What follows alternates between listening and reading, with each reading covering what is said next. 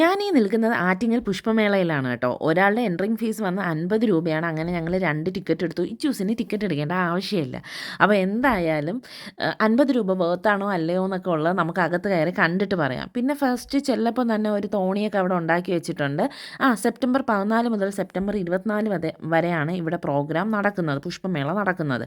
Main attraction എന്ന് പറയുന്നത് ഈ വാട്ടർ ഫൗണ്ടെയിനാണ്. പിന്നെ ഇതെല്ലാം നമ്മൾ കണ്ടിട്ട് നേരെ പാസ്സൊക്കെ കൊടുത്ത് അകത്ത് കയറുവാണ്. അപ്പോൾ പകുതി അവർ കയറി കൈ വയ്ക്കും, പകുതി നമ്മുടെ കയ്യിൽ തന്നെ. അങ്ങനെ ഞങ്ങൾ അകത്ത് കയറി. കൊള്ളാം കേട്ടോ, നല്ല രസമുണ്ട്. ഞാൻ ആദ്യമായിട്ടാണ് ആറ്റിങ്ങൽ പുഷ്പമേള വരുന്നത്. കൊള്ളാം, നല്ല രസമുണ്ട് കേട്ടോ. വലിയ തിരക്കില്ലായിരുന്നു. കാരണം ഇപ്പം ഞങ്ങൾ പോയിട്ട് ഓണത്തിൻ്റെ പിറ്റേന്നല്ലേ പോയത്. അപ്പോൾ വലിയ തിരക്കൊന്നും ആയില്ല. പാതിരാത്രി ആൾക്കാരിങ്ങനെ വന്നുകൊണ്ടിരിക്കുന്നതേ ഉണ്ടായിരുന്നുള്ളൂ. പൂക്കളിലൊന്നും തൊടാൻ പറ്റത്തില്ല. പിന്നെ അവിടെ ഈ പച്ച പൂൽത്തകടി ഉണ്ടല്ലോ, അവിടെയൊന്നും കയറാനൊന്നും പറ്റത്തില്ല കേട്ടോ. സെക്യൂരിറ്റി ഉണ്ട്. നമ്മൾ അവിടെ എങ്ങനെ അറിയാതെ കാല് വെച്ച് അപ്പോഴേ ഫിസിൽ ഊതാൻ തുടങ്ങും. കാരണം എനിക്ക് അങ്ങനെ ഒരു അബദ്ധം പറ്റിയായിരുന്നു. അതുകൊണ്ടാണ് ഞാൻ ഈ പറയുന്നത്. ഫോട്ടോ എടുത്തെടുത്ത് ഞാൻ പുൽത്തകടിയിലോട്ട് അറിയാതെ ഒന്ന് കാല് വെച്ചു. സെക്യൂരിറ്റി അപ്പോഴേ അവിടെ കൂവൽ തുടങ്ങിയായിരുന്നു. അങ്ങനെ പിന്നെ പിന്നെ ഒരുപാട് റോസ് സെക്ഷൻ ഉണ്ട് കേട്ടോ. കാണാൻ നല്ല രസമാണ്. ഞാൻ പറഞ്ഞില്ലേ, തിരക്കില്ലാത്തതുകൊണ്ട് തന്നെ നല്ല ഇതൊക്കെ ഫോട്ടോ പോസിങ് സെക്ഷനാണ് കേട്ടോ. പ്ലാസ്റ്റിക് പൂവാണ്, അതിൽ ബിന്ദി മാത്രമേ ഉള്ളൂ ഒറിജിനൽ. ഇതെല്ലാം ഫോട്ടോ പോസിങ് സെക്ഷനാണ്. നല്ല രസമുണ്ട് കേട്ടോ. തിരക്കില്ലാത്തതുകൊണ്ട് തന്നെ നമുക്ക് സുഖമായിട്ട് നിന്ന് ഫോട്ടോയൊക്കെ വിശാലമായിട്ട് നിന്ന് എടുത്ത് കളിച്ച് ഇങ്ങനെ നിൽക്കാം.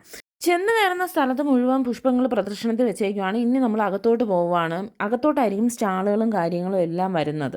അപ്പോൾ ഇത് നല്ല രസമുണ്ട് കേട്ടോ. ഇതെല്ലാം പ്ലാസ്റ്റിക് പൂക്കളാണ്.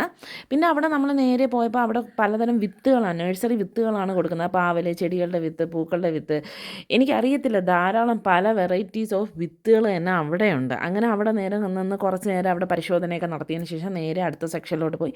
പിന്നെ ഫേർണിച്ചർ സെക്ഷനായിരുന്നു. അവിടെ പിന്നെ കുറച്ച് നേരം ഇതെല്ലാം നോക്കി കണ്ടതിന് ശേഷം അവിടെ ഇരുന്ന് എന്തൊക്കെയോ കുറേ നേരം സംസാരിക്കുന്നുണ്ട്. അപ്പോൾ നമുക്ക് ബോറടിച്ചു. നമ്മൾ അടുത്ത സെക്ഷനിലോട്ട് പോയി. അത് അക്യുപഞ്ചറിൻ്റെ സെക്ഷനായിട്ട് കേട്ടോ.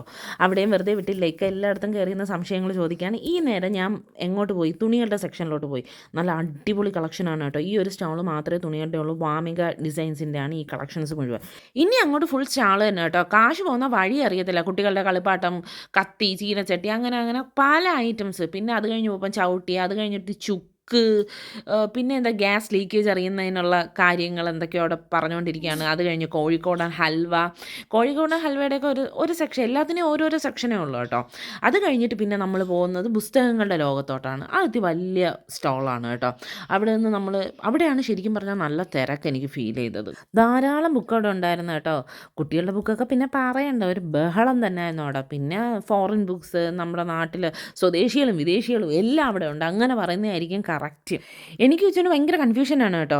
അവന് ഏത് ബുക്ക് എടുക്കണമെന്നുള്ള കൺഫ്യൂഷൻ, എനിക്കാണെങ്കിൽ അവന് ഉപയോഗമുള്ള ഏത് ബുക്ക് എടുക്കണമെന്നുള്ള കൺഫ്യൂഷൻ. അങ്ങനെ നമ്മൾ അവസാനം 2 ബുക്ക് എടുത്തു. പിന്നെ അതിനുശേഷം നേരെ പപ്പട സെക്ഷനിലോട്ട് നിന്നു. പച്ചമുളക് പപ്പടം, തക്കാളി പപ്പടം, എനിക്കറിയത്തില്ല, പലതരം പപ്പടങ്ങളായിരുന്നു അവിടെ. ക്യാരറ്റ് പപ്പടം, ചക്കപ്പപ്പടം, എനിക്ക് അറിഞ്ഞൂടാ, ഒരു വെറൈറ്റീസ് ഓഫ് പപ്പടംസ് അങ്ങനെ പറയുന്നതാണ് കറക്റ്റ്. കണ്ടുപോകുമ്പം പിന്നെ അടുത്തതും ഒരു ബുക്ക് സെക്ഷൻ തന്നെയാണ്. അതൊരു കുഞ്ഞു ബുക്ക് സെക്ഷനാണ്.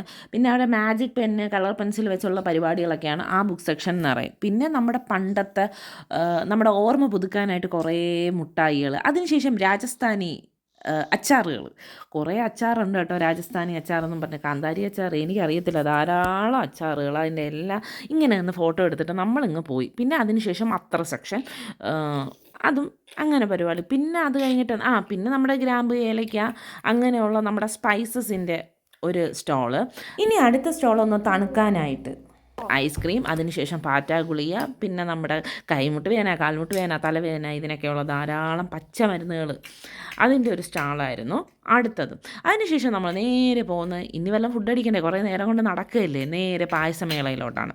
അപ്പോൾ അടപ്രഥമനുണ്ട്, വെർമസലിയുണ്ട്, പയറ് പായസമുണ്ട്, ചക്ക പായസമുണ്ട്, മാങ്ങാ പായസം, എനിക്കറിയത്തില്ല, പല പായസങ്ങളും ഉണ്ട്. അതിനുശേഷം കുടുംബശ്രീ യൂണിറ്റിൻ്റെ ഫുഡ് മേള നടക്കുവാണ്. അവിടെ നമ്മൾ കപ്പയും ചൂരക്കറിയാണ് കേട്ടോ മേടിച്ചത്. ഈ കപ്പയ്ക്കും ചൂരക്കറിയും കൂടെ 150 രൂപയായി. നമ്മൾ ചെടികൾ കണ്ടുകൊണ്ടാണ് അകത്തോട്ട് കയറിയെങ്കിൽ ഇനി നമ്മൾ ചെടികൾ വാങ്ങിച്ചുകൊണ്ടാണ് പുറത്തോട്ട് പോകുന്നത്. ഇതെല്ലാം തെങ്ങിൻ്റെയും മാവിൻ്റെയും ചെടികളുടെ എല്ലാം വിൽപ്പന സെക്ഷനാണ് കേട്ടോ. അതിന് ശേഷമുള്ളത് നമ്മുടെ ഒരു മഹീന്ദ്രയുടെ ഒരു വണ്ടി ഡിസ്പ്ലേക്ക് ഇട്ടിട്ടുണ്ട്. പിന്നെ മുന്നോട്ട് പോകുമ്പോൾ കുട്ടികളുടെ ആക്ടിവിറ്റി ഏരിയ. 50 രൂപ കൊടുത്താണ് നമ്മൾ പുഷ്പമേള കാണാൻ കയറിയെങ്കിൽ ഇവിടെ കയറുമ്പോൾ ആ എമൗണ്ട് പറ്റത്തില്ല. ഇവിടെ സെപ്പറേറ്റ് ചാർജാണ് കേട്ടോ ഇവിടെ കയറണമെങ്കിൽ കൊടുക്കുന്നത്. കൊടുക്കാനുള്ളത് കുട്ടികളുടെ ആക്ടിവിറ്റി ഏരിയയിലോട്ട്. അങ്ങനെ നമ്മൾ പുറത്തോട്ട് ഇറങ്ങി. ഞാൻ പറഞ്ഞില്ലേ ആദ്യം ഒരു കൂപ്പൺ കീറിയിട്ട് പകുതി നമുക്ക് തന്നെന്ന്, അത് ലക്കി ഡ്രോ കൂപ്പണാണ് കേട്ടോ. അത് ഫില്ല് ചെയ്ത് ആ ബോക്സിലിടണം. ഓണത്തിനോടനുബന്ധിച്ച് നടക്കുന്ന പുഷ്പമേളയുടെ കറക്റ്റ് ലൊക്കേഷൻ അറിയണ്ടേ? ആറ്റിങ്ങൽ 3 ബക്ക് ജംഗ്ഷനിലെ സൺ ഓഡിറ്റോറിയത്തിൽ വെച്ച് സെപ്റ്റംബർ 14 മുതൽ സെപ്റ്റംബർ 24 വരെയാണ് പുഷ്പമേള നടക്കുന്നത്. എന്തായാലും ഞങ്ങൾ ഹാപ്പിയായി. ഇനി നേരെ വീട്ടിലോട്ട്. വീഡിയോ ഇഷ്ടപ്പെടുകയാണെങ്കിൽ ഒന്ന് ലൈക്ക്, ഷെയർ, സബ്സ്ക്രൈബും ചെയ്യാൻ മറക്കരുത്. Anyway, thank you for watching. Bye bye.